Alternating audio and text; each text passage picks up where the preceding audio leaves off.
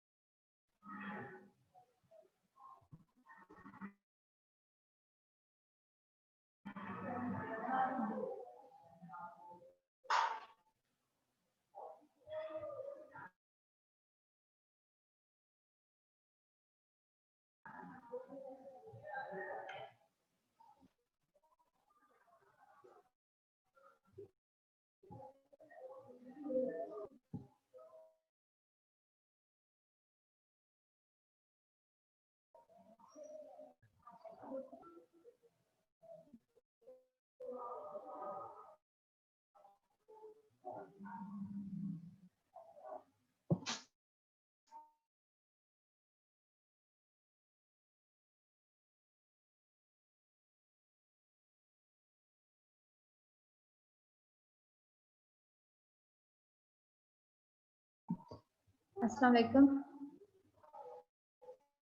Assignment की deadline क्या थी आपकी?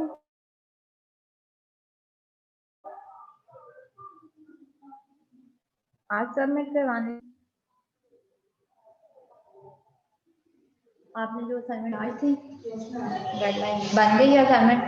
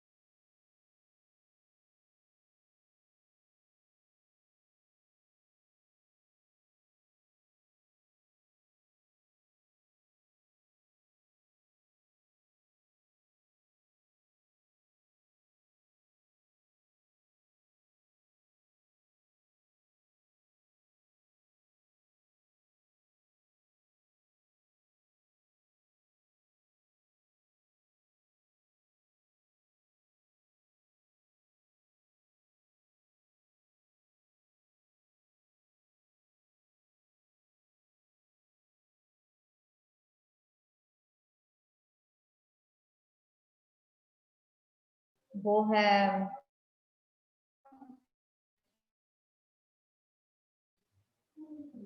प्रोजेक्ट जो है वो कहाँ तक पहुंचा है? उसमें आपने इनिशियल आइडिया डिसाइड किया था, उसके आगे कुछ नहीं काम किया अभी। उसका सेकंड स्टेप में आप स्केचेस का आइडिया हो गया कैसे बनाते हैं, वो आइडिया हो गया। अब हमने वो जो प्रोजेक्ट आपने डिसाइड किया था उसके स्केचेस बनाने हैं।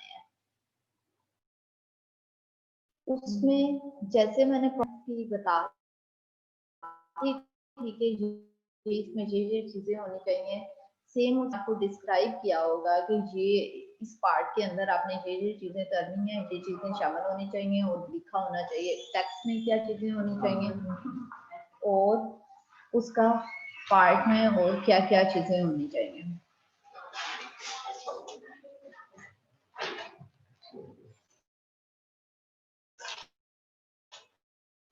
आपके प्रोजेक्ट का जो सेकंड में जो आइडियाज आपने इनिशियल में दिए थे जो हो गए हैं, आइडिया हो गया है कैसे बनता है स्केचेस, वो असाइनमेंट आपकी फिफ्थ में मैं लूंगी और फिफ्थ में आपका ये जो फिफ्थ स्लाइड में होगा उसमें क्विज भी होगा। कोई कुछ भी हो सकता है, कोई चीज भी हो सकती है उसमें। और इसके अलावा हमारी जो असाइनमेंट आपने बनाई है उस पर डिस्कशन होगी, स्केचेस इनिशियल जो बनाए हैं, जो जो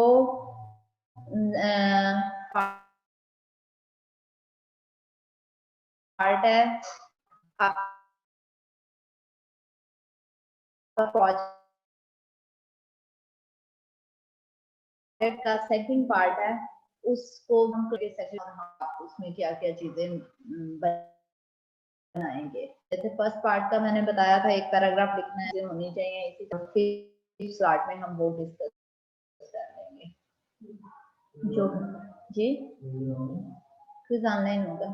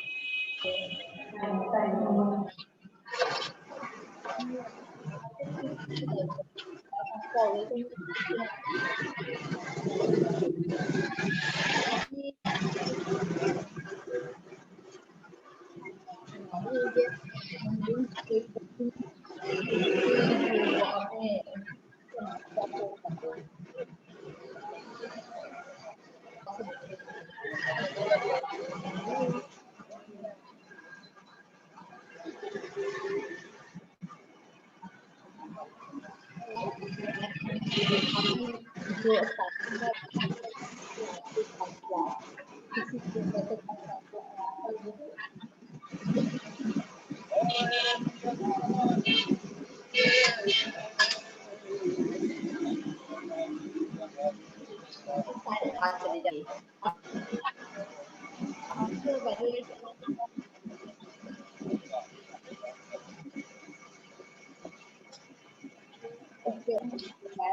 आपने किसी टाइम को देख के करनी है, आज के टॉपिक अच्छे से समझनी है, तो नेक्स्ट जो आपको मैंने आपके लिए करके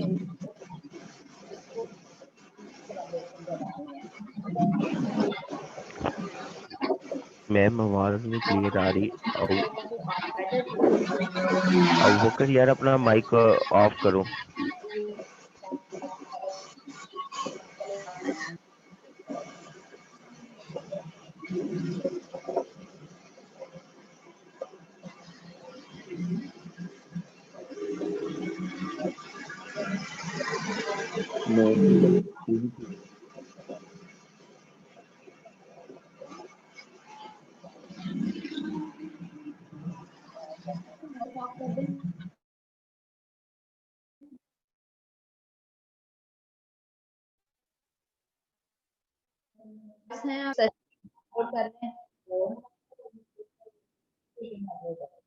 कैसे भी रहती है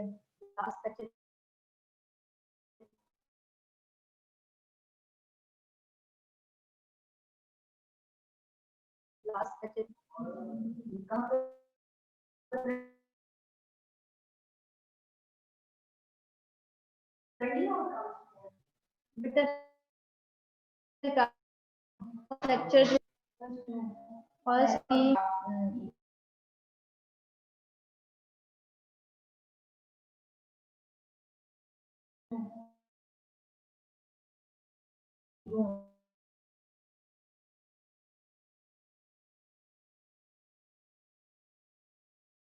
आपका एक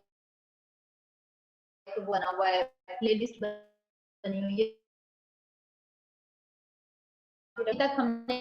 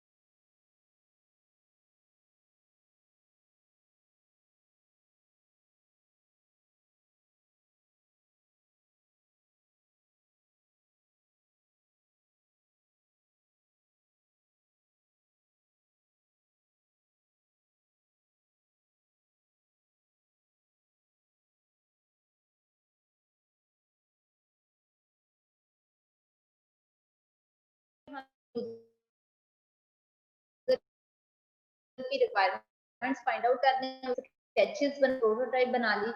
अब कैसे पता चलेगा कि हमारा आइडिया अच्छा है या नहीं है, हमें फाइंड आउट करना है। उसके लिए हम क्या करते हैं, अवेल्युएशन परफॉर्म करते हैं, डिजाइन की अवेल्युएशन करेंगे। सबसे पहले जरूरत, नीड, प्रॉब्लम फाइंड आउट की, उसके बाद उसके स्केचेस ड्रा किए, प्रोटोटाइप बना ली। उसके बाद फाइंड आउट करना है कि कैसे पता चलेगा हमारा डिजाइन अच्छा है या नहीं। इसके लिए बहुत से वेज एग्जिस्ट करते हैं फाइंड आउट करने के लिए।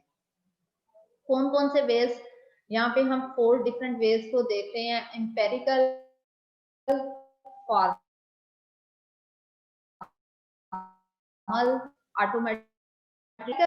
के हम में क्या हो गया, यूजर को बुलवा के तो टेस्टिंग करवा लेते। एक चीज आपने बनाई है प्रोटोटाइप, आप रियल यूजर को फाइंड आउट करोगे कि मेरी ये डिवाइस, फॉर एग्जांपल यूजर कौन होंगे। आपने मालक सियालकोट के लिए बनाई है, उसके यूजर आप आने वाला जो भी शॉपिंग के लिए जाते हैं, आप रियल उनको बुलाओगे, आप कहोगे कि हमें ये परफॉर्म करके दे दें। कौन सी है, आगा नूर, सर्च करके बताएं। ढूंढेंगे कि आगा नूर किस फ्लोर पे है। अब वो सर्च करते हुए कितनी मिस्टेक कर रहे हैं या वो कितना इधर उधर से घूम रहे हैं, उन्हें लर्नेबिलिटी उनके लिए कितना टाइम लग रहा है, आप ये कैलकुलेट कर लेते हो। ये है कि हमने एम्पेरिकली अवेलुएट कर लिया, हमने देखा कि वो कितना टाइम ले रहे हैं, कितनी एरर्स कर रहे हैं, ये चीजें हमने फाइंड आउट कर ली। ये एम्पेरिकल था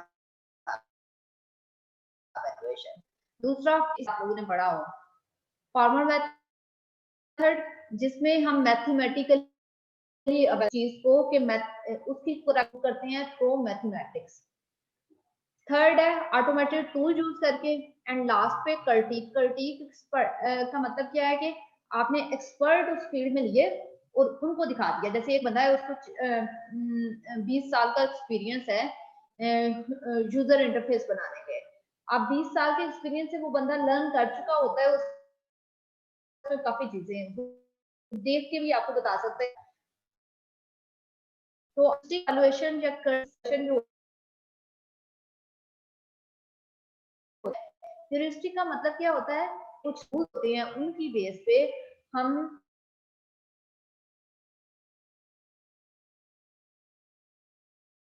फाइंड आउट करते हैं, क्रिटिकली होते हैं।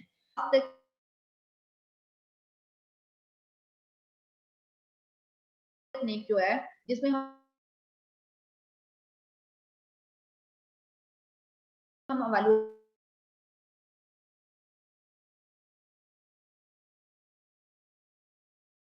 करते हैं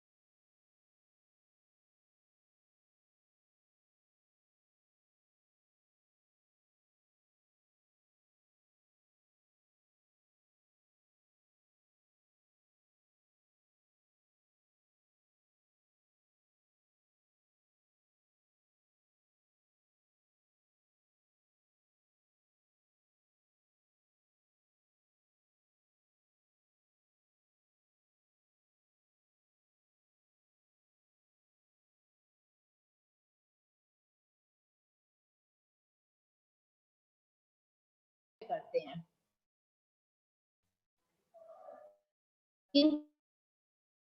किन सिचुएशन में करते हैं। इस स्लाइड में आपको यूजर टेस्टिंग से पहले, जैसे जब एक्चुअल हमने यूजर टेस्टिंग करनी है, देखें जब यूजर्स सबसे पहले सैंपलिंग की जाएगी, आप फाइंड आउट करोगे कि मेरे इस प्रोडक्ट के यूजर कौन कौन है, फिर आपने उनमें से कुछ बंदे चूज करना है। जी बेटा। मैम बच्चों का ऐड नहीं हो रहा, वो आप मैसेज कर रहे हैं।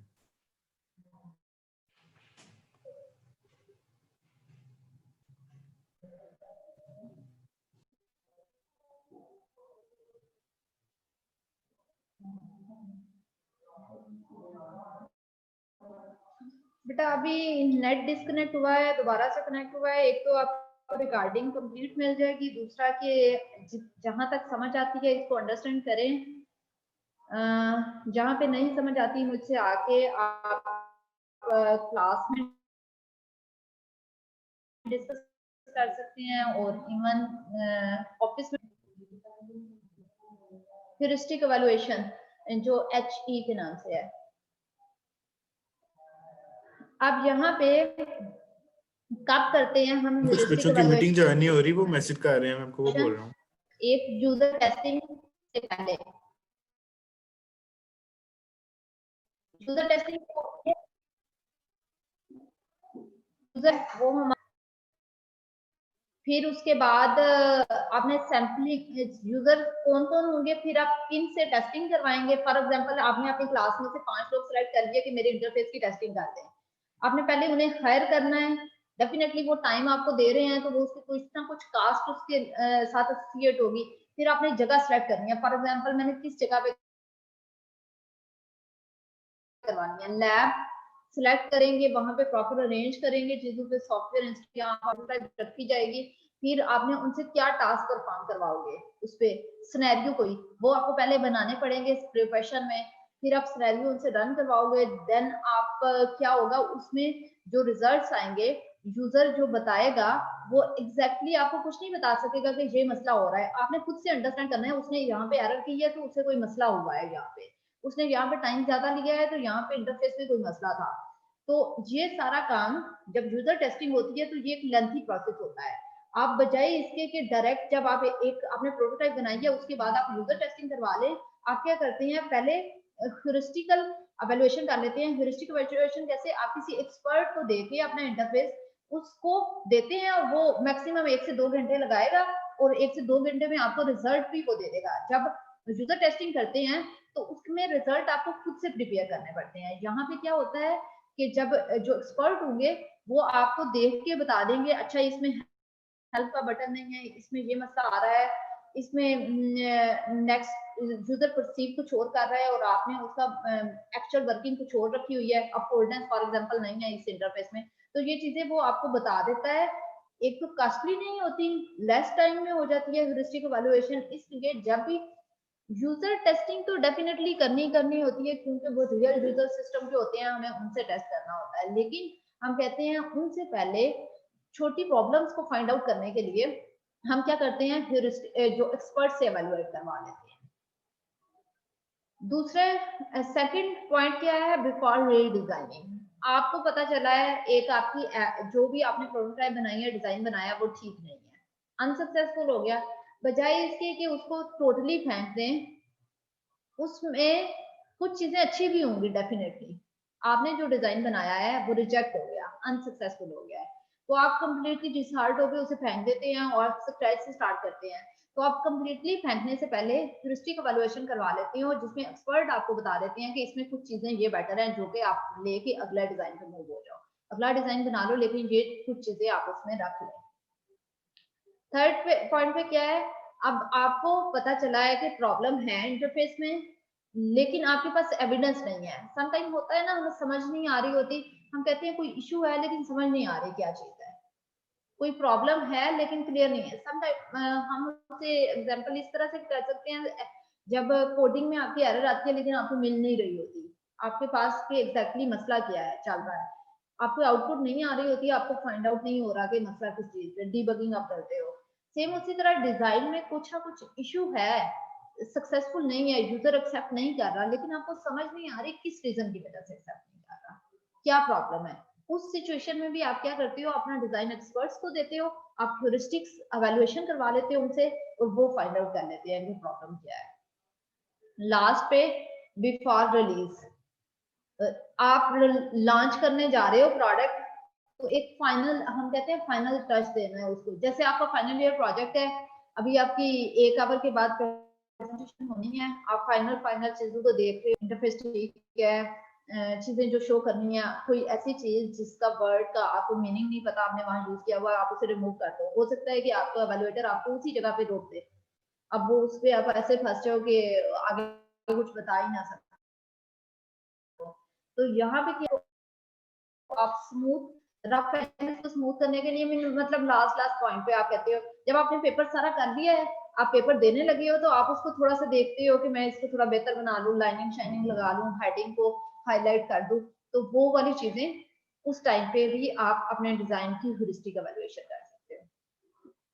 फर्स्ट पॉइंट, ह्यूरिस्टिक एवेल्युएशन क्यों की जाती है, डिजाइन में प्रॉब्लम को निकालने के लिए। अब ह्यूरिस्टिक क्या होती है, कुछ ह्यूरिस्टिक एक्सपर्ट ने अपने एक्सपीरियंस की बेस पे कुछ गाइडलाइंस जो हैं वो बताई हुई हैं कि एक अच्छे डिजाइन में ये चीजें होनी चाहिए। हम वो डिजाइन गाइडलाइन लर्न कर लेते हैं और उनको अप्लाई करते हैं एक इंटरफेस बनाते हुए। अब ये ह्यूरिस्टिक एवेल्युएशन किस किस स्टेज पे हो सकती है, यूजर टेस्टिंग से पहले हो सकती है, रीडिजाइन करने से पहले हो सकती है, कि यूजिंग करके कुछ अच्छी चीजें उसमें से निकाल देते हो, और जब आपको पता है कि इसमें प्रॉब्लम है लेकिन आपको समझ नहीं आ रही कि एक्चुअली प्रॉब्लम है क्या उस वक्त, और जब फाइनल एवेल्युएशन की जाती है।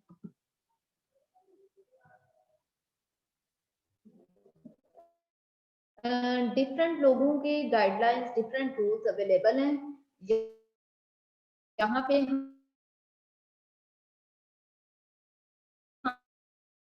हम 10 ह्यूरिस्टिक जैकब नेल्सन के डिफरेंट जिनके गाइडलाइंस अवेलेबल हैं, लेकिन हमने नील्सन के 10 ह्यूरिस्टिक्स पढ़ने हैं। यूजिबिलिटी प्रॉब्लम्स को फाइंड आउट करने में मदद करते हैं। होता क्या है, 3 to 5 एवेल्युएटर्स इंटरफेस को एवेल्युएट करते हैं। मैं पहले आपको उसकी वर्किंग बता देती हूँ, फिर हम इसको देख लेते हैं। जैसे आप सबने असाइनमेंट बना ली है, अब मैं क्या करूंगी, सबके असाइनमेंट रख के उसके बाद शफल कर देती हूँ पूरी क्लास में असाइनमेंट।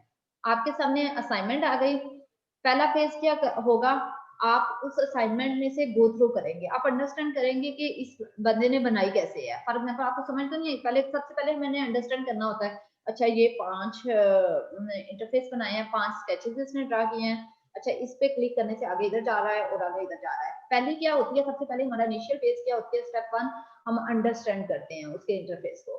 मैंने आपको जब दे दिया, आपने अंडरस्टैंड करना है, ये साथ साथ समझ लें क्योंकि आपने ये परफॉर्म भी करना है। आपने अंडरस्टैंड कर लिया इंटरफेस को, उसके बाद आपने क्या करना है, सेकंड स्टेप में ये 10 ह्यूरिस्टिक जो मैंने आपको पढ़ाए होंगे, ये आपने सामने अपने रखने हैं, ये 10 चीजें हैं।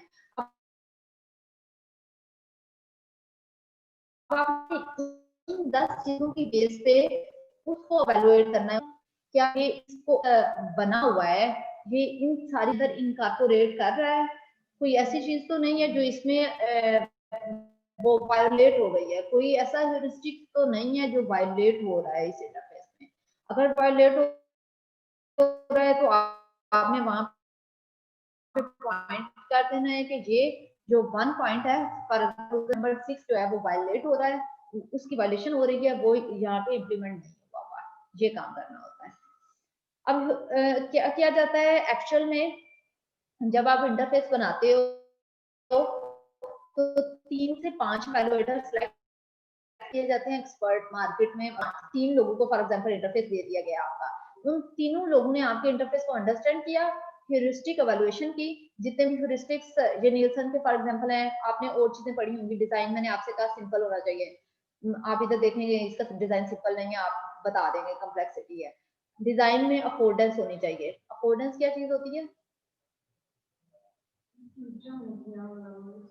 जो परसीव उस चीज से करते हैं और जो एक्चुअल उसकी वर्किंग होती है वो सेम होनी चाहिए। तो क्या अफोर्डेंस डिजाइन में है या नहीं, जितनी भी चीजें आपने पढ़ी हैं आप उसके लिहाज से एवेलुएट कर देते हो, और फिर वो तीनों एक्सपर्ट्स अपने रिजल्ट्स अपने रिजल्ट्स बना लेते हैं कि इस चीज में ये नहीं है, देन तीनों के रिजल्ट्स को मैच कर लिया जाता है कि अच्छा ये ऐसी प्रॉब्लम थी जो तीनों एक्सपर्ट्स ने निकाली है, इसका मतलब है ये डेफिनेटली एग्जिस्ट करती हैं, देन उसको इम्प्रूव करके अगले स्टेप में रिजॉल्व कर लिया जाता है, वो प्रॉब्लम इसमें से निकाल दी जाती है। अच्छा, independently check for compliance with the usability principle, वो प्रिंसिपल जो आपने पढ़ेंगे यहाँ पे आप इंडिपेंडेंटली चेक करते हो कि क्या वो यहाँ पे वायलेट हो रहे हैं या एग्जिस्ट करते हैं। डिफरेंट एवेलुएटर्स डिफरेंट तरह की प्रॉब्लम फाइंड आउट करेंगे। अब हो सकता है कुछ हर बंदा अपनी मेंटेलिटी के मुताबिक प्रॉब्लम फाइंड आउट, मैंने दो लोगों को सेम इंटरफेस दिया है तो आप कुछ और प्रॉब्लम फाइंड आउट करोगे, आप कुछ और प्रॉब्लम फाइंड आउट करोगे, देन दोनों को मर्ज करके एक फाइनल आउटपुट बना के दे दी जाती है कि ये वाले प्रॉब्लम्स हाईलाइट हुए हैं आपके इंटरफेस में से। प्रॉब्लम दोनों एक्सपर्ट अपने अपने फाइंड करने के बाद एक दूसरे से कम्युनिकेट करते हैं और कम्युनिकेट करके एक एग्रीगेट बना लेते हैं, सारे ऐड करके प्रॉब्लम को एडिशन सम अप कर लेते हैं। ह्यूरिस्टिक इवैल्यूएशन आप वर्किंग यूजर इंटरफेस पे कर सकते हैं, स्केचेस पे कर सकते हैं। इस पॉइंट में क्या लिखा हुआ है कि जो आपने अभी इनिशियल स्केचेस बनाए हैं हम ह्यूरिस्टिक इवैल्यूएशन उन पे भी परफॉर्म कर सकते हैं, और जब आपका वर्किंग एक फाइनल इंप्लीमेंटेड इंटरफेस बन जाता है उस पे भी परफॉर्म कर सकते हैं, दोनों स्टेजेस पे कर सकते हैं। वो 10 ह्यूरिस्टिक्स हैं क्या, 10 गाइडलाइंस क्या हैं, यहाँ पे आपको जस्ट उनका नाम बताए हुए हैं, इनकी डिटेल आगे होगी इस लेक्चर में। ओवरव्यू दे देती हूँ। शो सिस्टम स्टेटस, जी दाऊद बताएं क्या मसला है।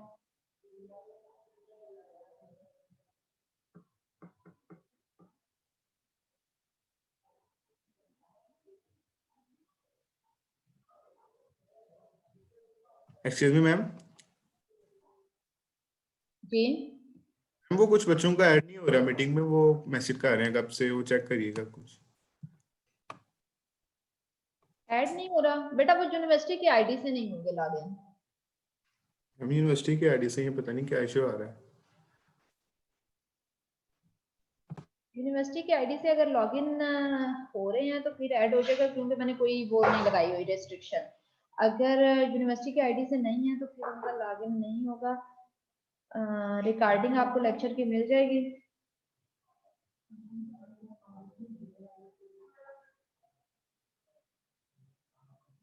मेरे पास वेटिंग रूम में कोई भी एग्जिस्ट नहीं करता, सारे अवेलेबल हैं। मैम उधर आ रहा you are removed by host, तो वो दोबारा ऐड नहीं हो रहा, पहले है थे।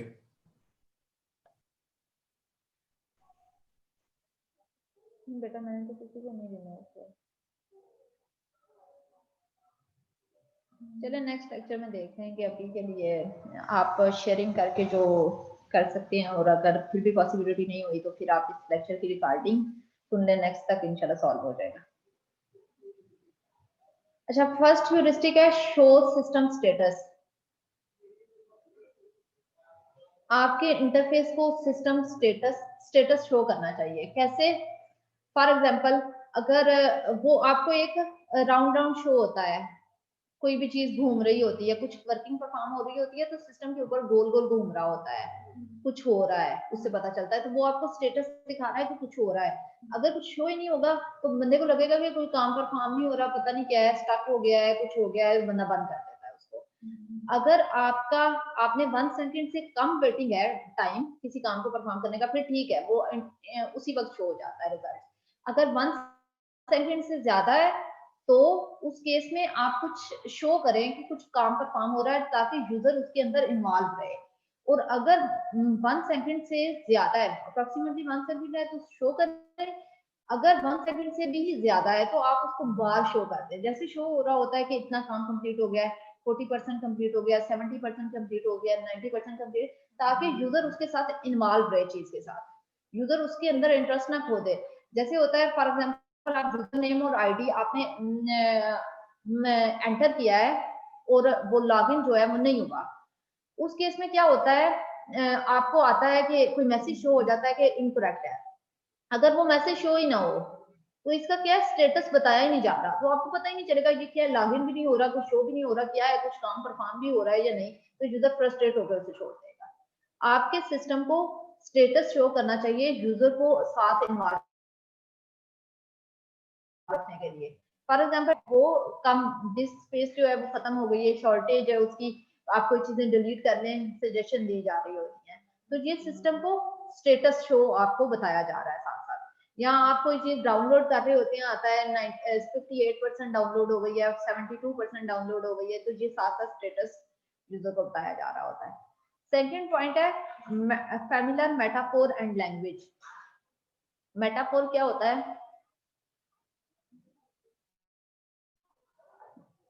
जिस कॉन्सेप्ट की बेस पे, जैसे हम कहते हैं इसमें हम वो डिजाइन बना रहे होते हैं, अगर जैसे आप कहते हो स्क्रोलिंग हमने लाइक आईफोन की तरह की स्क्रोलिंग बनानी है, या हमने प्रिंट प्रीव्यू आपको दिखाया जा रहा होता है पहले कि इस तरह का प्रिंट होगा, जब आपकी डॉक्यूमेंट प्रिंट होकर आएगी, जब आप कंट्रोल पी करते हैं तो प्रिंट प्रीव्यू दिखाता है वो डॉक्यूमेंट प्रिंट होगी तो इस तरह की आएगी। तो मेटाफोर वो चीज होती है कि जिससे इंस्पायर होके आप डिजाइन, आपने जिस कॉन्सेप्ट पे डिजाइन बनाया होता है। या मेटाफोर या लैंग्वेज जो फैमिलियर है, इसका मतलब क्या है कि आप वो मेटाफोर, वो कॉन्सेप्ट यूज करो, वो लैंग्वेज यूज करो जो यूजर के लिए फैमिलियर हो, यूजर उसका यूज टू हो। आपने कोई अजीबोगरीब किसी, आपने कोई जार्जन जैसे कुछ ऐसी टर्म्स यूज नहीं करनी जिसका यूजर फैमिलियर ना हो, जो उसके लिए नई टर्म्स हो, अंडरस्टैंडेबल ना हो, जो जिसका वो यूज टू ना हो, वो आपने अपने इंटरफेस के अंदर नहीं यूज करनी कभी भी। Control and freedom.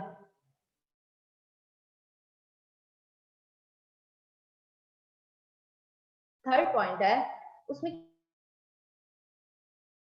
क्या आता है, अगर कंट्रोल सिस्टम यूजर को कंट्रोल करता है, कैसे खुद से कुछ आगे परफॉर्म होता है, आगे चलता है, तो ये ना फील हो के यूजर जो है उसके पीछे पीछे मूव कर रहा है, ये फील आए कि यूजर का कंट्रोल है सिस्टम पे, यूजर के क्लिक करने से कोई एक्शन परफॉर्म होना है, यूजर ने आगे कोई डाटा एंट्री करनी है तो उसकी बेस पे रिजल्ट जनरेट होने हैं, कोई ये वाली फीलिंग ना आए कि सिस्टम उसे कंट्रोल कर रहा है। एक अच्छा इंटरफेस जो है वो यूजर को कंट्रोल देता है। इस सेंस में भी किसी भी इंटरफेस में, जैसे आपने 5 डिफरेंट थे, अब मैंने थर्ड स्केच पे मूव हुई हूँ, मैं उस पे एग्जिट करना चाहती हूँ, आपने वहां पे कोई ऑप्शन ही ना दी हो, ना मैं आगे जा सकती हूँ ना मैं पीछे जा सकती हूँ, दरमियान में स्टक हो गई, तो मेरे पास फ्रीडम तो नहीं है। आपने एक सिनेरियो में मैं मूव हुई हूँ, पे क्लिक किया था, फिर उसके बाद आपके इनको माइंड में रखते हुए डिजाइनिंग करना। कंसिस्टेंसी, कंसिस्टेंसी वर्ड का क्या मीनिंग होता है? सेम, मिलता हुआ। जैसे अगर आपका आपने 5 इंटरफेस बनाए थे, फर्स्ट पे आपका होम बटन जो था वो लेफ्ट मोस्ट पे था, सेकंड पे आपने होम बटन राइट पे कर दिया, थर्ड पे आप जो मेन्यू बार है नीचे ले आए हो, तो आप डिफरेंट इंटरफेस पे इस तरह से चेंज ना करते जाओ, एक जो बनाओ, कंसिस्टेंट चीज बनाओ, जितने भी इंटरफेस आगे जाएंगे उन पे सेम चीज हो। एक जगह पे होम बटन, क्योंकि यूजर एक दफा लर्न कर लेता है, वो उसका यूज टू हो जाता है, आगे चीजें अगर उसे दोबारा से लर्न करनी पड़ती है, दोबारा मुझे दूसरे इंटरफेस पे जाके फिर होम बटन की लोकेशन चेंज हो गई या मैं दूसरी जगह पे देखूंगी, तो मैं उस चीज से फेडअप बनना हो जाता है। आपने एक चीज बनाई, यहाँ पे मेन्यू बार टॉप पे होगा, तो आपकी पूरी वेबसाइट के हर पेज पे, अगर 500 पेजेस हैं तो उसमें मेन्यू बार टॉप पे ही होगा, आपने अगले पेज पे जाके उसकी लोकेशन चेंज नहीं कर लेनी। अभी आपने जो इंटरफेस बनाए होंगे उसमें आप ये पढ़ने के बाद एनालाइज करोगे, बहुत सी चीजें आपने इस तरह की की होंगी। अब जहाँ कंसिस्टेंसी का क्या, हम पिक्चर्स दिखाती हूँ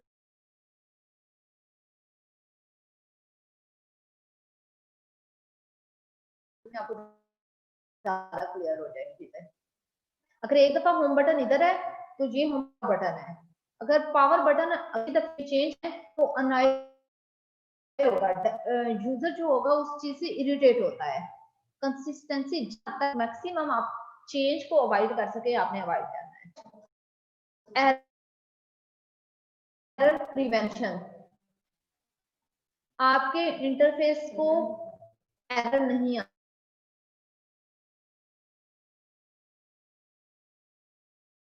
आने देना चाहिए। एरर प्रिवेंशन का क्या मतलब है, तो एक देती हूँ जैसे अगर मैं कर रहे हैं उसने आपने डेट ऑफ बर्थ डाल है, अगर आप एक फील्ड रख देते हैं तो जो फील्ड रखेंगे उसमें यूजर गलत ऐड कर सकता है, पहले मंथ डालेगा फिर ईयर डालेगा, कोई कुछ डालेगा, कोई ने स्पेस दी या स्लैश कुछ ने नहीं दी, कैसे पता चलेगा कौन सा मंथ पहले डाला है यूजर ने, या यूजर के माइंड में क्या था। तो यहाँ पे आपने एरर प्रिवेंट ऐसे करा, आपने एरर होगी उसमें गलत सिलेक्ट होने के चांस ही नहीं है। खुद से इंसर्ट करनी है तो मिस्टेक हो सकती है, अगर आपने कैलेंडर से करनी है तो मिस्टेक नहीं होगी। आपने एरर प्रिवेंट, आपने अपने जो इंटरफेस है उसमें एरर प्रिवेंशन ऐड कर दिया। नेक्स्ट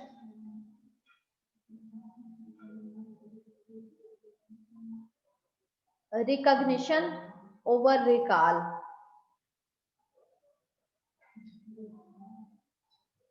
अगर मैं कहती हूँ रशिया का प्राइम मिनिस्टर कौन है, कितने लोग को पता होगा?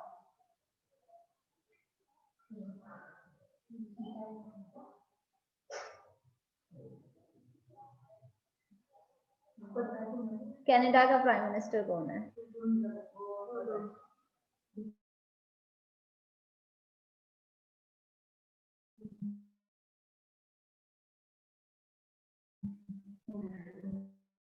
अच्छा, अगर हम ये कहते हैं, अगर मैं उसका आंसर अगर मैं ये करूंगी कि कौन तो हो सकता है, अगर मैं क्वेश्चन करती हूँ ये ऑप्शंस हैं, 4 ऑप्शंस हैं या फॉर एग्जांपल ये 3 ऑप्शंस हैं, इन तीनों में से कौन है रशिया का प्रेसिडेंट, तो उस केस में क्या होगा, सही होने के चांसेस ज्यादा है। अगर मैं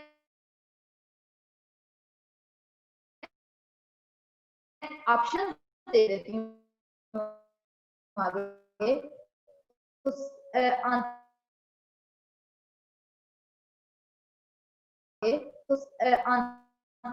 मोस्टली शुरू हुई वो इन तीनों को पढ़ के, तो रिकॉग्निशन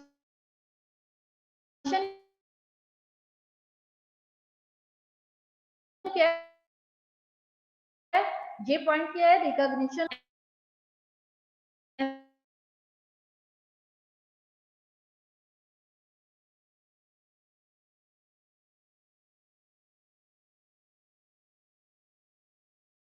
समझ लेते हो।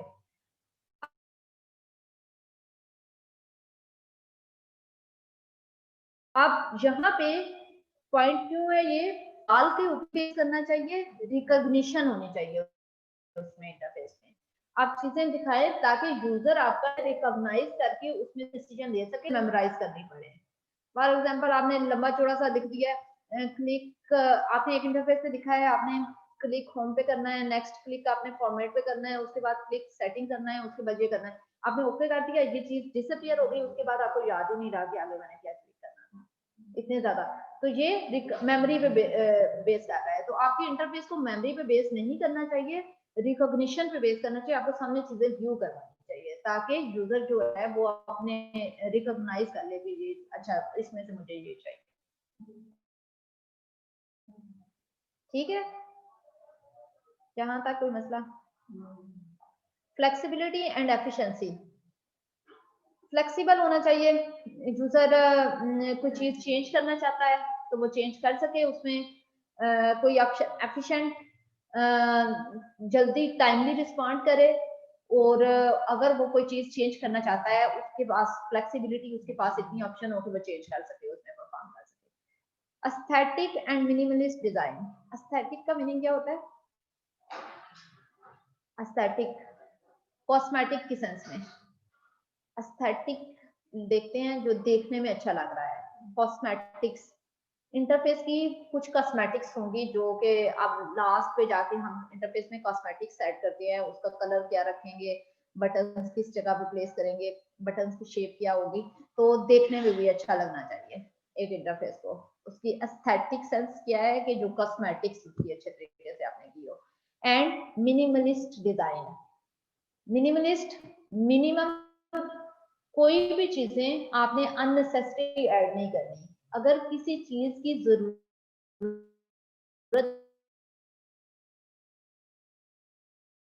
नहीं है तो वो आपने ऐड नहीं करनी इंटरफेस। चीजें ऐड करके उसमें कम्प्लेक्सिटी क्रिएट हो जाती है, ऐड करते जा रहे हैं। अब जो आपने इंटरफेस बनाए होंगे उनको मैं एवेलुएट करूंगी। अगर मैं आपसे पूछती हूँ क्या ये बटन बनाने का कोई मकसद था, अगर मैं इस बटन को निकाल दूं तो क्या कोई काम ऐसा है कि परफॉर्म नहीं होगा? अगर उस बटन को निकालने से फिर भी आपका टास्क परफॉर्म हो जाता है तो इसका मतलब है उस बटन की जरूरत नहीं थी, आपने अननेसेसरी ऐड किया। एक अच्छा डिजाइन क्या होता है? जो कि जितना सिंपल होता है, सिंपल डिजाइन एक अच्छा डिजाइन होता है। अब अगर आपने अननेसेसरी कॉम्प्लेक्सिटी ऐड की हुई है तो वो डिजाइन अच्छा नहीं है।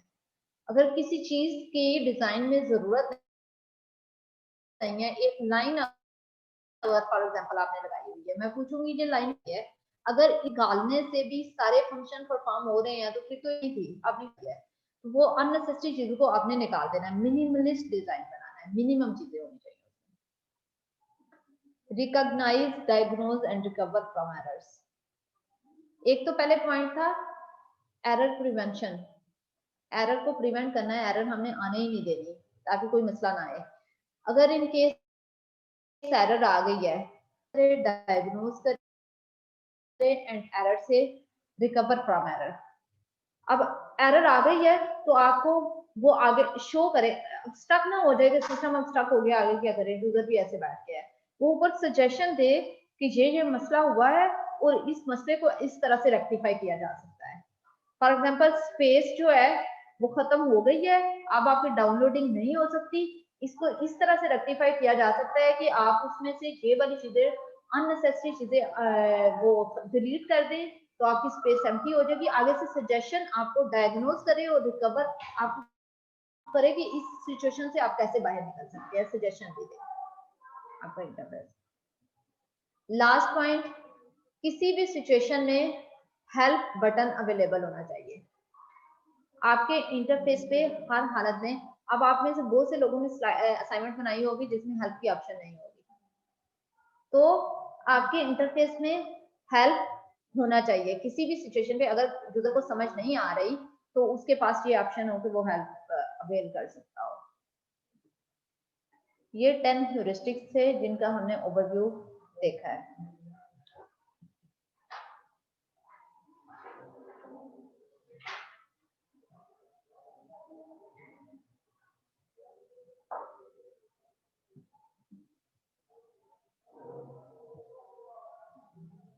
अभी पार्ट 1 वाली स्लाइड ओपन करें। यहाँ अगर आपने जूम ओपन किया हुआ है तो वही ओपन कर लें। उसी वीक में आपकी पार्ट 1 के नाम से है स्लाइड्स, वीक 5 पार्ट 1। फिर जी, अब हम इंडिविजुअल इनकी 1 बाय 1 हमने 10 ह्यूरिस्टिक पढ़ लिए। कौन कौन से थे? शो सिस्टम स्टेटस, उसके बाद रिकॉग्निशन, कोई भी जो याद है वो बता दें। रिकॉग्निशन ओवर रिकॉल, आपका सिस्टम रिकॉल पे बेस नहीं करना चाहिए,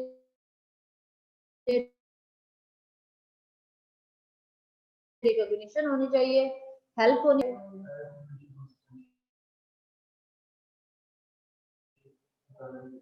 एंड मिनिमलिस्ट डिजाइन होना चाहिए। अब 1 बाय 1 हम इसकी एग्जांपल्स कुछ देख लेते हैं।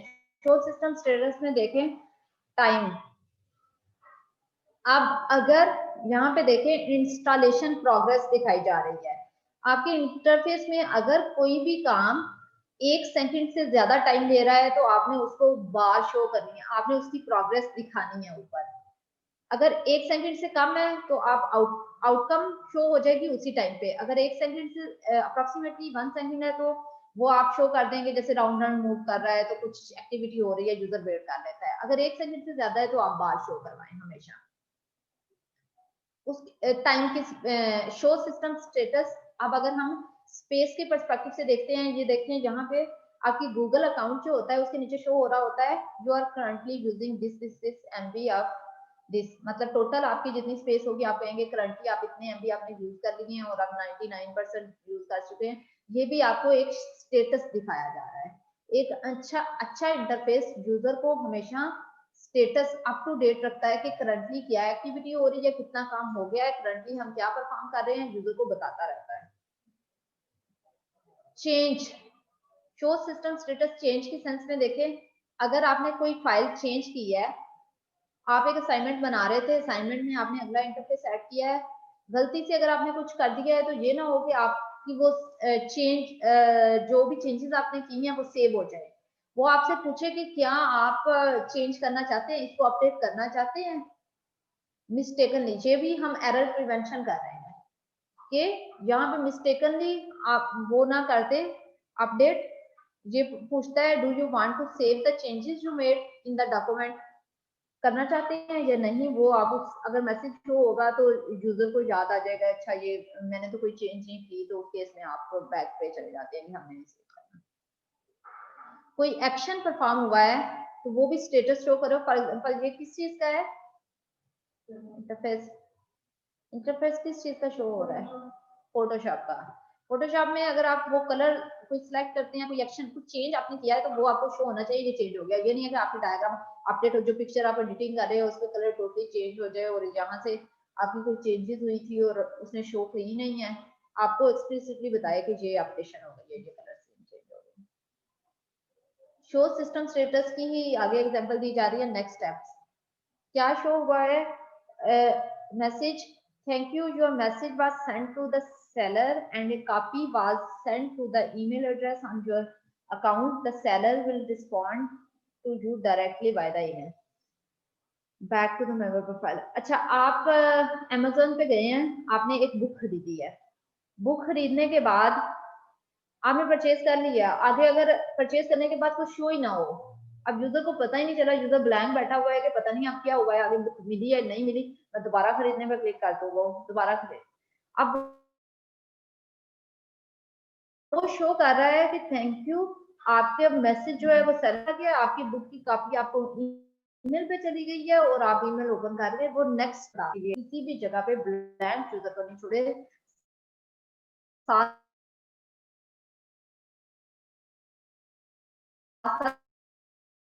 स्टेटस बताता रहे। मैटलैब की इंस्टॉलेशन कर रहे हैं और साथ साथ कोई वर्किंग परफॉर्म कर रहे थे, अब इंस्टॉलेशन कंप्लीट हो तो आप कर दे उस पे तो आप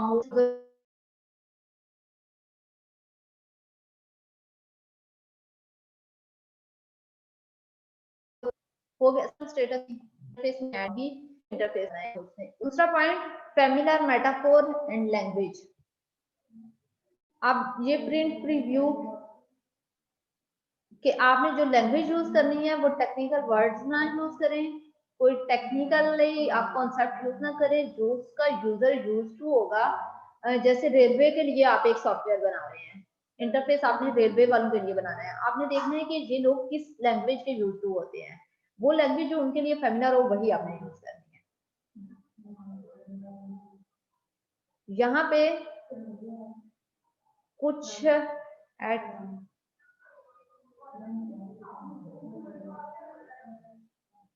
इलेक्ट्रॉनिक बिल, यहाँ पे क्या स्टेटमेंट लिखी हुई है, रीड करें।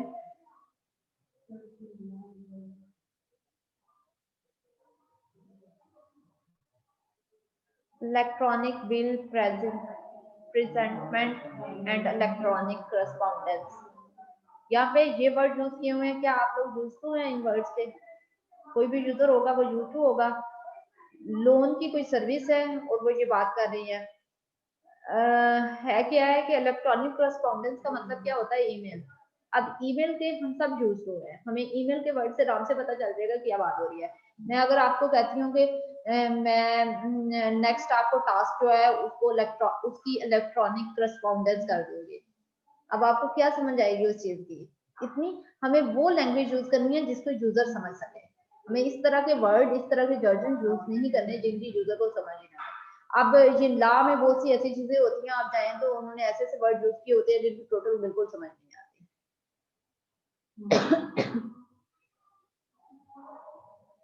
फेमिलियर लैंग्वेज एंड मेटाफोर में आगे क्या है? कैटेगरीज। फॉर एग्जांपल आप ड्रॉप डाउन मेन्यू बना रहे हैं, आपने सेलेक्ट करना है, एक फॉर्म आपने बनाया है, उसमें सेलेक्ट करना है कि आप कहाँ से बिलोंग करते हैं। हम होता है प्रोविंस सेलेक्ट कर लेते हैं, इस्लामाबाद पाकिस्तान, सिटीज लिख दें कौन से सेलेक्ट करने हैं। फॉर एग्जांपल उधर आप ऑप्शन दे देते हैं north Pakistan, east Pakistan, west Pakistan. आप सब में से पता होगा किसी को वो किस पाकिस्तान में रहता है, किसी को भी नहीं आइडिया होगा। तो आपने इस तरह की ऑप्शन से अवॉइड करना है, ऐसी ऑप्शन देनी है जिसका यूजर यूज्ड होंगे, यूजर फेमिलियर होंगे उन ऑप्शंस के। अब यहाँ पे अगर आप दे देते हैं उसमें सिटीज के नाम देते हैं तो वो इजीली सिलेक्ट कर सकता है एक यूजर। अगर आप करते हैं कि आप कौन से पाकिस्तान के कहाँ से बिलोंग करते हैं और उसमें दे देते हैं नॉर्थ पाकिस्तान, ईस्ट, वेस्ट, अब आप में से कौन बता सकता है कि वो किस पाकिस्तान में रहता है? नहीं पता होता। तो हमें फेमिलियर कैटेगरी जहाँ पे भी ड्रॉप डाउन आपने सेलेक्ट करना होगा किसी इंटरफेस में, तो वो कैटेगरीज ऐसी अच्छी तरह से समझ के अंडरस्टैंड करके उसके बाद सेलेक्ट करनी है कि कौन सी कैटेगरीज जो होंगी, ये पर्टिकुलर टाइप के जो यूजर होंगे उनके लिए अंडरस्टैंडेबल होगी। देन आता है चॉइसेस, फेमिलियर चॉइसेस।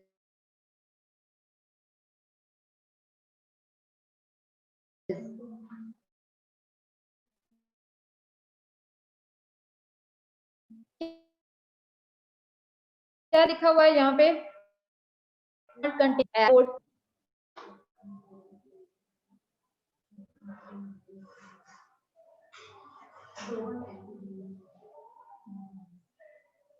इसमें क्या करना चाहिए?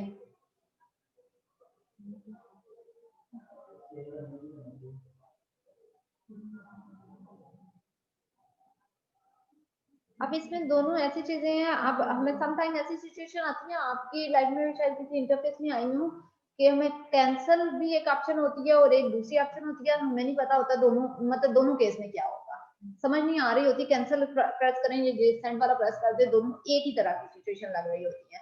और वो बात जो मैसेज लिखा हुआ है, इसमें एक और पॉइंट है, जो मैसेज लिखा होता है कभी भी उसमें कोड यूज नहीं करना। मैसेज जो आप डिस्प्ले कर रहे हैं, जैसे एक सिंपल सी आप यूजर को कन्वे कर रहे हैं, यूजर को एक सिंपल टेक्स्ट की फॉर्म में, जैसे आपने ये इनवैलिड क्लिक किया है और ये वैलिड क्लिक किया है, या सिंपल बताया, उनको कभी भी कोड की फॉर्म में नहीं बताना आपने इंटरफेस पे डाटा। अगर किसी भी ने कोड की फॉर्म में यूज किया हुआ है, डिस्प्ले मैसेज किया हुआ है, तो वो एक रॉन्ग प्रैक्टिस है, वो आपने कभी भी अडॉप्ट नहीं करनी। दूसरी बात कि जो चॉइसेस देनी है वो फेमिलियर हो, मतलब इसमें से कोई ऐसी चॉइस हो जिसका मतलब मुझे समझ आता हो कि ये करने से ये हो जाएगा। अब मुझे नहीं पता कि सेव मुझे करना चाहिए या कैंसिल करना चाहिए। कैंसिल के केस में मैं ठीक ऑप्शन पे जाऊंगी, या सेव करने के केस में अनएक्सपेक्टेडली कुछ कुछ गलती हो गई है जो सेव हो जानी है। अब मुझे इस सिचुएशन में नहीं पता चल रहा, शायद मैंने कोई मिस्टेक कर दी है जो कि सेव हो जाएगी, या मैं कैंसिल कर दूं, हो सकता है कि जो मैंने काम किया है वो कैंसिल हो जाए, खत्म हो जाए।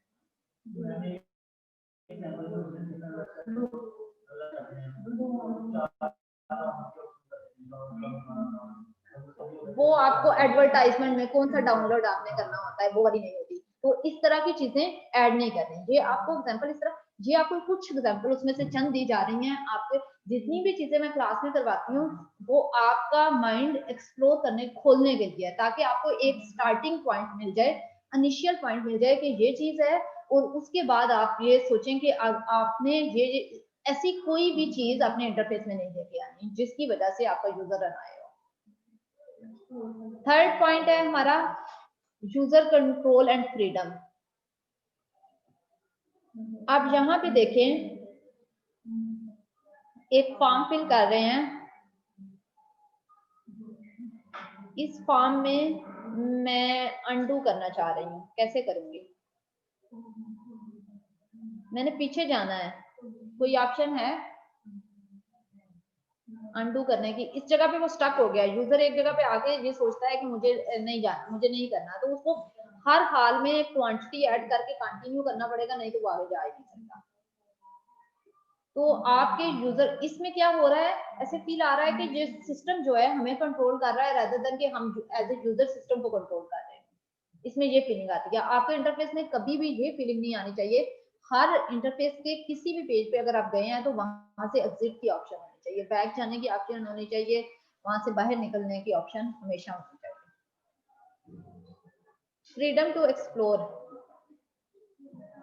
यहाँ पे वो दिखा रहा है, देखें फ्राइडे जनवरी 31 की, फ्राइडे जनवरी 31 की फ्लाइट है, शो हो रही, और वो आगे से फ्रीडम है कि आप इधर उधर की डेज की भी मूव करके देख सकते हो कि इसमें शायद थोड़ी सस्ती हो, थोड़ी चीप हो, या इसमें कम टाइम वाली मुझे मिल जाए, री रिक्वायर्ड। आपको एक फ्लाइट शो हो रही है और उसके पास आपके पास फ्रीडम है, आप थर्सडे वाली, वेंसडे वाली, ट्यूसडे वाली, 3 पिछले दिन वाली या 3 नेक्स्ट डे वाली भी देख सकते हो, आपके पास फ्रीडम अवेलेबल है, या नेक्स्ट मूव करके अगले डेज की देख सकते हो। कंसिस्टेंसी एंड स्टैंडर्ड, कंसिस्टेंसी की हमने बात की थी कि सेम होना चाहिए, अगर एक पेज पे जहां पे आपने शो कर दिया नेक्स्ट पे भी वही होना चाहिए। स्टैंडर्ड जो आपने बना दिया हुआ, फॉर एग्जांपल सैमसंग ने अगर कहा है होम पेज इधर होना चाहिए, तो इसकी अगर आप कोई भी नई चीज, नया इंटरफेस बना रहे हैं तो कुछ स्टैंडर्ड एक कंपनी के होते हैं, वो स्टैंडर्ड फॉलो करने होते हैं। अब यहाँ पे देखें, पहला जो है सबसे ऊपर होम बटन कहाँ पे है, ये फर्स्ट पे, सेकंड लेफ्ट मोस्ट पे, सेकंड में होम बटन कहाँ पे आ गया है, ये इस जगह पे मूव हो गया। थर्ड पे देखें आए होम बटन कहाँ पे चला गया है, देन फोर्थ पे होम बटन इधर है, फिर ये फर्स्ट पे आ गया है, फिर ये थर्ड पे चला गया है। तो होम बटन चेंज होता जा रहा है, ये डिफरेंट मोबाइल्स के लेआउट आपको दिए हुए हैं, ये नहीं है बटन एक जगह पे रखा हुआ है तो यूजर उसका आदी हो जाता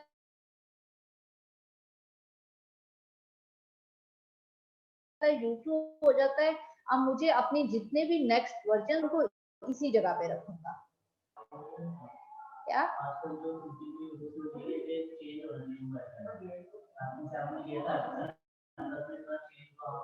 चेंज, पॉजिटिव चेंज होना चाहिए, अच्छी चीज आनी चाहिए बीच में मॉडल। लेकिन एक चीज जो होती है, एक इंटरफेस की आप यूज टू होते हो, अगर आप उसके अंदर सिर्फ ये चेंज करो, चेंज किसी फंक्शनैलिटी का, चेंज किसी नई चीज का, छोटी सी भी चीज हो, नया कोई आपने इन्वेंशन ऐड कर दी है, नई फंक्शनैलिटी ऐड कर दी है, या फॉर एग्जांपल वो वाइब्रेट कर रहा है किसी चीज पे, वो कहीं डेंजर है तो आपको अलर्ट कर रहा है, कुछ छोटा सा मॉड्यूल भी आपने चेंज दे दिया है उसमें, तो अगला मॉडल आ जाएगा, अगली चीज आ जाएगी।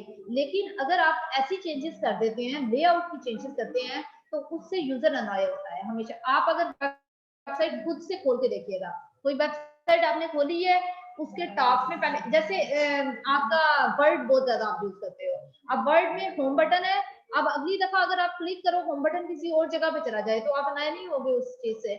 अगर आपने इंसर्ट, आप यूज टू हो गए इंसर्ट करके टेबल पे मैंने क्लिक करना है, अगली दफा आप जाओ टेबल कहीं और मूव हो चुका और आप 5 सेकंड टेबल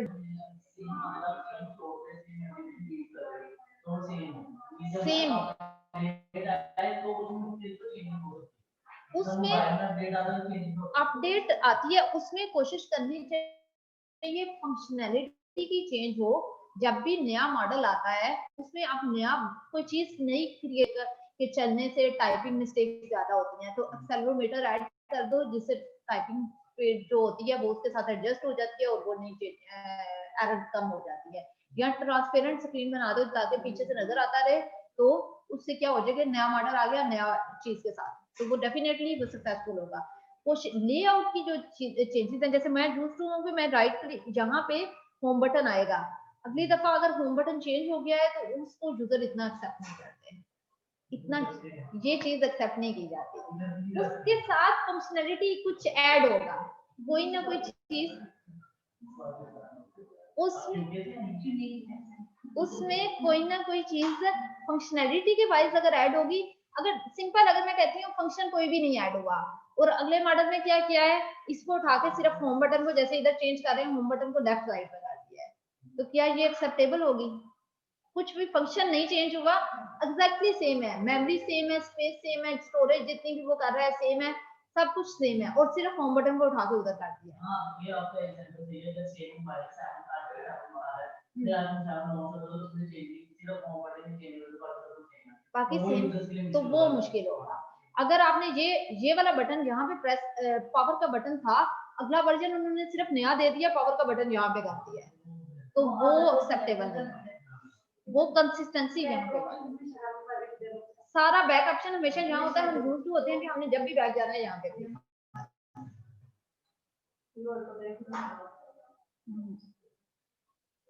कंसिस्टेंट नेम्स। अब सम टाइम क्या होता है, आपने फॉर एग्जांपल कोई कंप्लेन आपने रजिस्टर करनी है, आप ब्रॉडबैंड यूज कर रहे हैं, फिर से वेबसाइट पे जाते हैं, आपने कंप्लेन दर्ज करनी है, उसमें वो पूछता है, एक आपसे टॉपिक पूछता है क्या मसला आ रहा है, प्रॉब्लम, उसके बाद वो कहता है कि सब प्रॉब्लम एक्सप्लेन करने के लिए। अब सब प्रॉब्लम ऐसे टॉपिक हैं जो आप जिनमें से आपको अपनी प्रॉब्लम किसी में भी लाई करते हैं नजर आ रहे हैं, तो most of the time website पे इस तरह के इश्यूज आते हैं। आपने एक अच्छा इंटरफेस में इस तरह के इश्यूज को अवॉइड करना होता है। आपकी कैटेगरीज इस तरह से सिलेक्ट होनी चाहिए जो कि आपके जो सिनेरियो है पर्टिकुलर उससे कुछ मैच करती हो, कुछ जनरल नेम दे दें, कुछ इस तरह से बनाएं ताकि वो उससे मैच करती हो, इस तरह की ऑप्शन ना हो जिसमें यूजर बैठ के सोचता रहे मैं इसमें से क्या सिलेक्ट करूं, इसमें से तो कुछ भी नहीं है।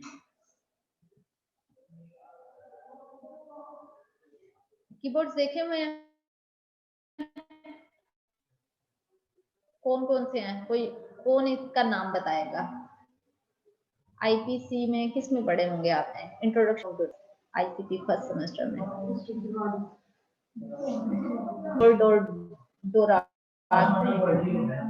फर्स्ट वन कोटी और दूसरा डोरार।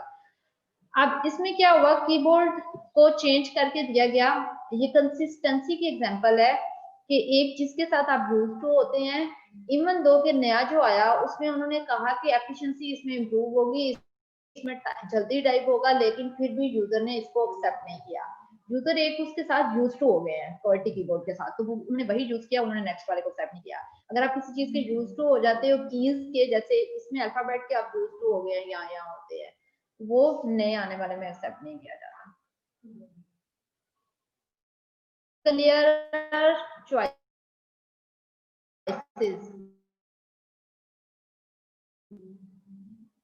ये क्लियर एक अच्छा डिसीजन बता रहा था। आवाज नहीं आ रही मैम, आवाज नहीं आ रही, आवाज नहीं। चल रहा था कैंसिल करने से क्या होगा और सेव करने से क्या होगा, हमें जाएगा तो पीडीएफ हो जाएगा।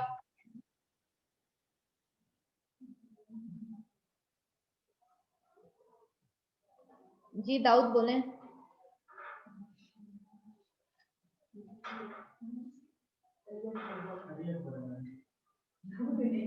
दाऊद ने हैंड रेज किया हुआ है। मैम आपकी आवाज बहुत कट रही है, समझ नहीं आ रही है।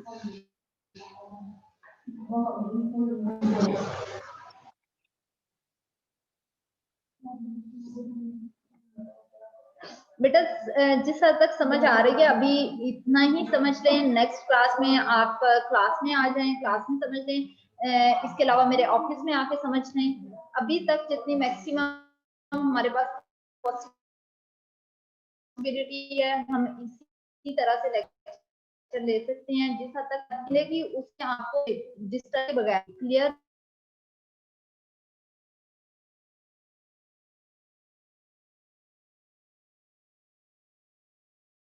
रिकॉर्डिंग होगी अवेलेबल, उसको भी एक दफा सुन लीजिएगा। अच्छा यहाँ पे ये एक क्लियर चॉइस की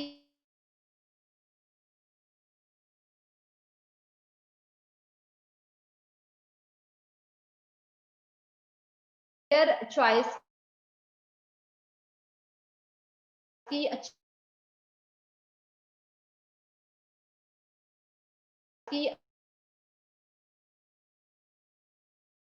अच्छी एग्जांपल दी हुई है कि ये अभी करना चाहिए या कैंसिल करना चाहिए।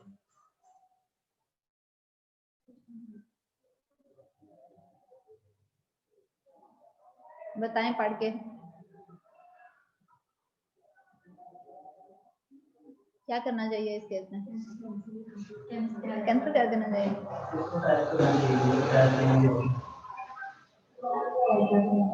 The server host key is not cached, ये अनक्लियर चॉइसेस हैं। तो आपको ये सारी एग्जांपल मैं क्यों बता रही हूँ, ताकि आपका माइंड काम करना स्टार्ट कर दे, इनिशिएट हो जाए कि ये इस तरह की मिस्टेक्स होती हैं, तो आपने इस तरह की, ये तो कभी भी नहीं होनी चाहिए, और इसके रिलेटेड इस तरह की जो और मिस्टेक्स होती हैं वो भी नहीं होनी चाहिए आपके इंटरफेस में। Next, error prevention. Prevent data loss. आपके इंटरफेस को हमेशा डाटा लॉस प्रिवेंट करना चाहिए। कैसे?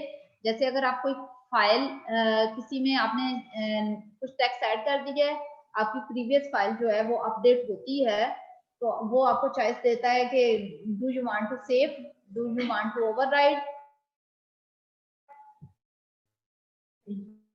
क्या करना चाहते हो, या आप कैंसल जहाँ एक नए नाम से सेव करना चाहते हो। तो ये आपको वो आपका डाटा को लॉस से बचा रहा है। Miss interpretation.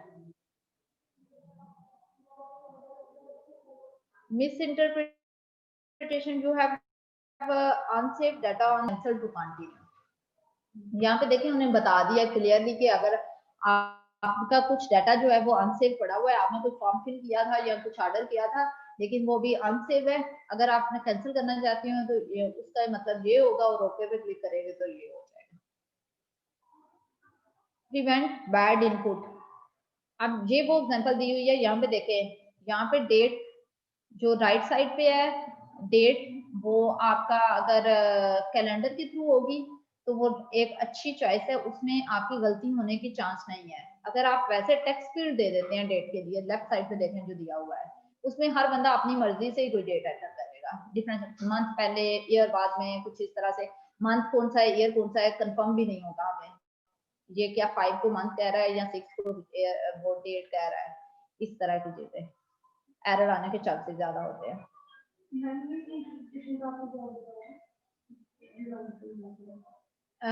यहाँ पे अगर वो आगे मूव कर चलता है, उसने का डाटा लॉस, उसको मिस इंटरप्रेट हो गया है, उसने चीजें क्या, अगर आपने ओके और कैंसिल लिखा हुआ है यहाँ पे चॉइस, उसने क्लियरली बता दिया है, यूजर उसको मिस इंटरप्रेट ना कर ले कि ओके का मतलब क्या है और कैंसिल का क्या मतलब है। आपने क्लियरली बताया है कि अगर आप ओके क्लिक करोगे तो गो बैक हो जाएगा और सेव करोगे चॉइसेस, अगर कैंसिल क्लिक करोगे तो आप कंटिन्यू कर दोगे सेव किए बगैर। यहाँ पे मिस इंटरप्रिटेशन होने के चांसेस नहीं है, प्रिवेंट किया है हमने। हम पढ़ रहे हैं एरर प्रिवेंशन, कि एरर को आने से पहले ही रोकना है, आपके ऐसा इंटरफेस बनाना है कि आपके इंटरफेस में एरर ना आए। उस केस में क्या किया हमने कहा, एक हमने एग्जांपल दी है, मिस इंटरप्रिटेशन से बचना है कि यूजर उसको कुछ और तरह से समझ ले, हालांकि उसका मीनिंग कुछ और हो। ये बचने के लिए हम क्या कहते हैं, क्लियर ऊपर लिख देते हैं कि इसका मतलब ये है। दूसरा क्या है कि आप कोई इनपुट ले रहे हो, फॉर एग्जांपल आपने डेट इनपुट ले रहे हो, तो बजाय इसके कि एक आप टेक्स्ट फील्ड डाल दो जिसमें गलती होने के चांसेस हैं, आप क्या करते हो, आप कैलेंडर से डेट ऐड करवा लेते हो जिसमें हर बंदा एक ही तरह से ऐड करेगा। Prevent unnecessary constraints.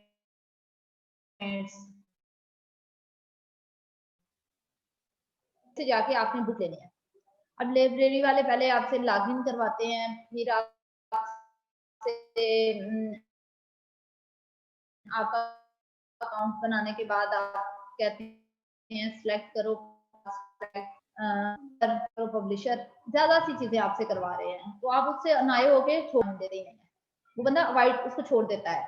यहाँ पे अननेसेसरी कंस्ट्रेंट का क्या मतलब है कि अगर आप कोई चीजें शो करना है, जैसे ये select catalogue, select different fields बना के उन्होंने वो किया हुआ है, फिर आपने से सर्च करनी है, तो आपने कि आप यूजर फेस के ऊपर यूजर से कहें ये भी सिलेक्ट है, जैसे सैलबोर्ड की आपने की हुई थी ना, किस फ्लोर पे आप लॉगिन बनाती रहो, मेरे पीछे लाइन लगी हो लोगों की,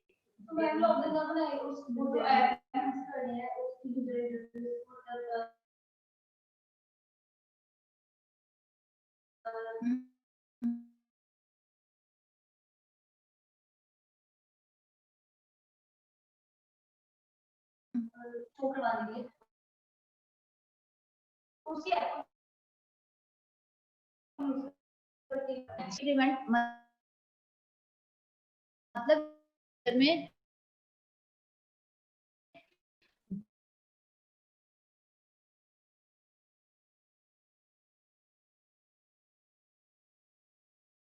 कुछ ऐसी मिस्टेक की अच्छी बातें हैं जिनको आपने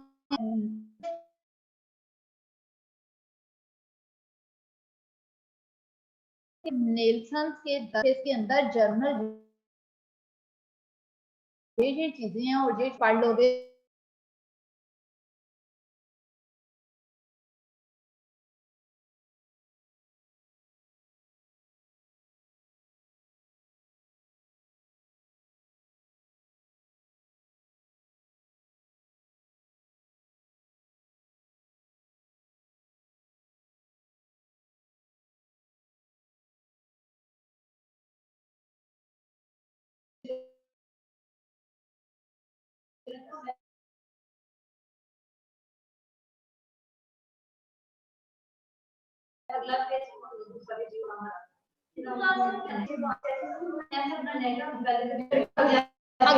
अगले मैं एक पे क्लिक करूंगी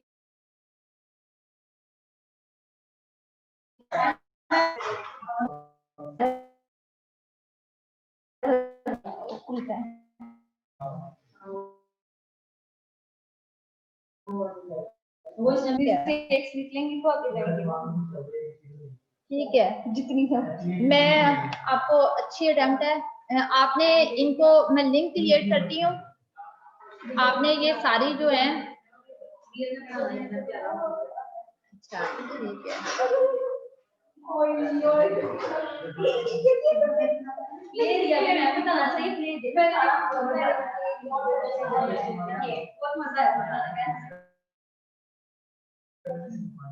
मैम इसी को कैसे अपलोड करोगे इसकी पिक्चर आप बनाएंगे और पिक्चर बना के वो जो मैं लिंक दूंगी वहां पे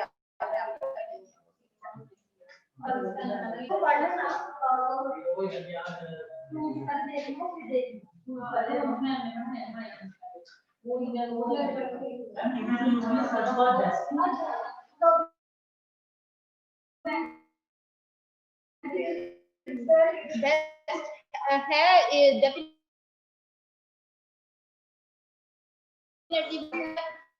आपका उसने सर्च भी बनाया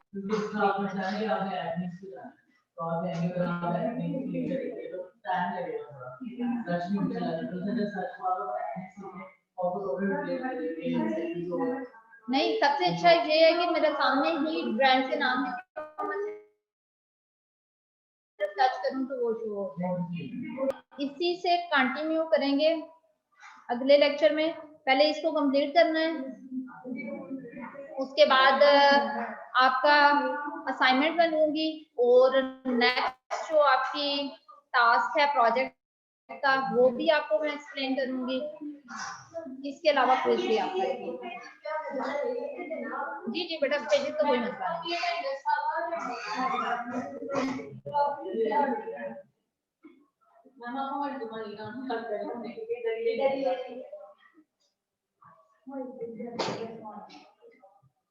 यार वो देखो तुम लोग पहले भी थी अभी यार वो अपनी वीडियो लेकिन नहीं लिया है ना लेकिन नहीं लिया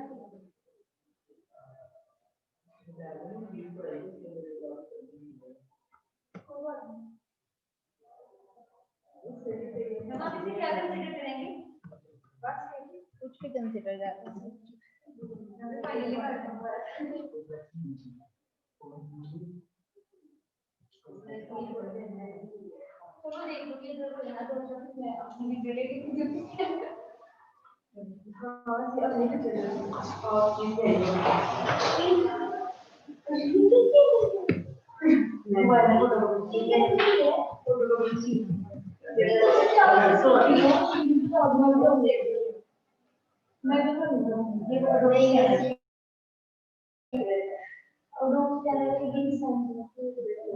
मैम हमारी अटेंडेंस हो गया तो हम लीव कर दें।